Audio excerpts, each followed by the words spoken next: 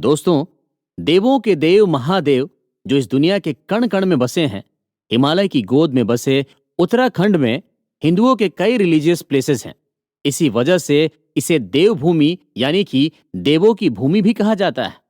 इसी देवभूमि में बने भगवान शिव के ज्योतिर्लिंग को केदारनाथ के नाम से जाना जाता है।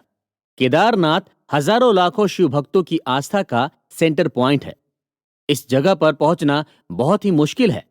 यहाँ पहुंचने के लिए उबड़ खाबड़ और पथरीले पहाड़ों से होकर गुजरना पड़ता है, लेकिन भगवान भोलेनाथ के भक्त अपने बाबा के दर्शन के लिए हर जोखिम उठा लेते हैं। यहाँ पहुंचने के लिए 16 किलोमीटर का सफर पैदल ही तय करना पड़ता है, जिसमें 5 से 6 घंटे का टाइम लगता है। ऐसा कहा जाता है कि इस मंदिर का कंस्ट्रक्शन 5 पांडवों के पोते महाराजा जन्मेजय ने करवाया था, जिसके बाद 8th सेंचुरी में आदि गुरु शंकराचार्य ने इस मंदिर का रिनोवेशन कराया था। केदारनाथ ज्योतिर्लिंग के बारे में कहा जाता है कि ये स्वयंभू शिवलिंग है। केदारनाथ ज्योतिर्लिंग के एग्जिस्टेंस को लेकर 2 कहानियां कही जाती है। केदार माउंटेन पर 2 ऋषि रहा करते थे, जिनका नाम नर और नारायण था। कहा जाता है कि नर और नारायण भगवान विष्णु के अवतार थे और भगवान भोलेनाथ के परम भक्त थे। दोनों ऋषियों ने केदार पर्वत पर भगवान शिव के दर्शन के लिए तपस्या की। नर और नारायण की तपस्या से भोलेनाथ प्रसन्न हुए और दोनों को दर्शन देते हुए वरदान मांगने के लिए कहा। दोनों ऋषियों ने कहा कि अगर आप हमारी तपस्या से खुश हैं तो हमेशा के लिए यहीं पर रह जाइए। भगवान शिव जैसे ही वहां से गायब हुए, उस जगह पर एक शिवलिंग प्रकट हो गया, जिसे केदारनाथ का नाम दिया गया। दूसरी कहानी महाभारत के 5 पांडवों से जुड़ी है। जब महाभारत की लड़ाई खत्म हुई तो पांचों पांडवों अपने भाइयों की डेथ को लेकर बहुत ज्यादा गिल्ट में थे। उन पर अपने ही भाइयों की हत्या करने का पाप था। सभी पांडव इस पाप से मुक्त होना चाहते थे। उन्हें इस पाप से मुक्ति केवल महादेव ही दिला सकते थे। तब पांचों पांडव उनका आशीर्वाद लेने के लिए निकल पड़े, लेकिन महादेव पांचों पांडव से बहुत ज्यादा गुस्सा थे और वो उन्हें दर्शन देना नहीं चाहते थे। तब भगवान शिव केदार पर्वत पर चले गए, जहां उन्होंने एक भैंसे का रूप धारण कर लिया और दूसरे जानवरों में शामिल हो गए, जिससे कि पांडव उन्हें पहचान ना पाए। पांडव भोलेनाथ को ढूंढते हुए केदार जा पहुंचे, लेकिन वो भोलेनाथ को ढूंढ नहीं पाए। तब भीम ने अपना रूप बहुत ही बड़ा कर लिया और दोनों माउंटेन पर अपने पैर फैला दिए। सारे जानवर डर की वजह से वहां से निकल गए, लेकिन शंकर भगवान वहां से नहीं गए। भीम ने जैसे ही उस भैंस को पकड़ने की कोशिश की, वो जमीन के अंदर धंसने लगा। तब भीम ने उस भैंसे का ऊपरी हिस्सा पकड़ लिया। उसके बाद भगवान शिव ने पांचों पांडवों को दर्शन दिए और कौरवों की हत्या के पाप से सभी को मुक्त किया। साथ ही शिवलिंग के रूप में वहीं पर स्थापित हो गए। उसी समय से यहाँ पर भैंसे की पीठ को शिवलिंग के रूप में पूजा जाता है। दोस्तों, हर साल अक्षय तृतीया पर केदारनाथ ज्योतिर्लिंग के दरवाजे खोले जाते हैं, जो कि 6 महीने बाद देवशयनी एकादशी को बंद होते हैं। सिर्फ इन्हीं 6 महीनों में भोलेनाथ यहाँ पर दर्शन देते हैं। बाकी के 6 महीने हेवी स्नोफॉल की वजह से मंदिर बंद कर दिया जाता है। जब 6 महीनों के दौरान केदारनाथ के पट बंद होते हैं, तब भगवान केदारनाथ की मूर्ति को ऊखीमठ के ओमकारेश्वर मंदिर लाया जाता है और अगले 6 महीनों तक वहीं पर उनकी पूजा होती है। लेकिन यहाँ केदारनाथ के स्वरूप को लाया जाता है। केदारनाथ मंदिर की मुख्य मूर्ति त्रिकोण शेप में है, जो हमेशा केदारनाथ मंदिर में ही रहती है।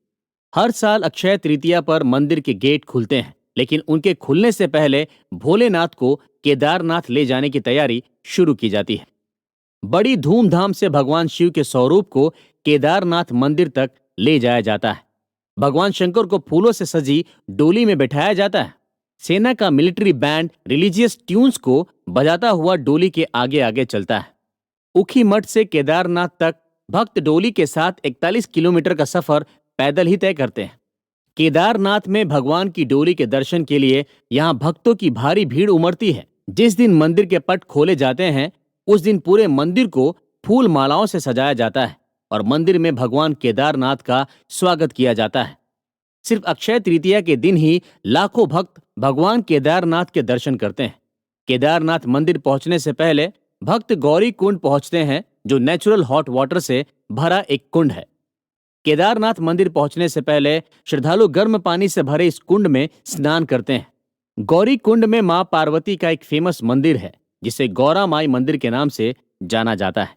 गौरी कुंड में स्नान करने के बाद पिलग्रिम्स बाबा केदारनाथ की पैदल यात्रा के लिए रवाना होते हैं। यात्रा के दौरान बम बम भोले और हर हर महादेव के जयकारों से केदार घाटी गूंजने लगती है। केदारनाथ सिर्फ ज्योतिर्लिंग ही नहीं बल्कि ये हिंदुओं के 4 धामों में से भी एक है। केदारनाथ की गिनती उत्तराखंड के पंच केदार में भी होती है। इस वजह से केदारनाथ की इंपॉर्टेंस 3 गुना ज्यादा बढ़ जाती है। भगवान केदारनाथ का यह प्राचीन मंदिर 6 फीट ऊंचे पत्थर के प्लेटफॉर्म पर बना हुआ है। कत्यूरी स्टाइल में बना यह मंदिर हिल सिविलाइजेशन को रिप्रेजेंट करता है।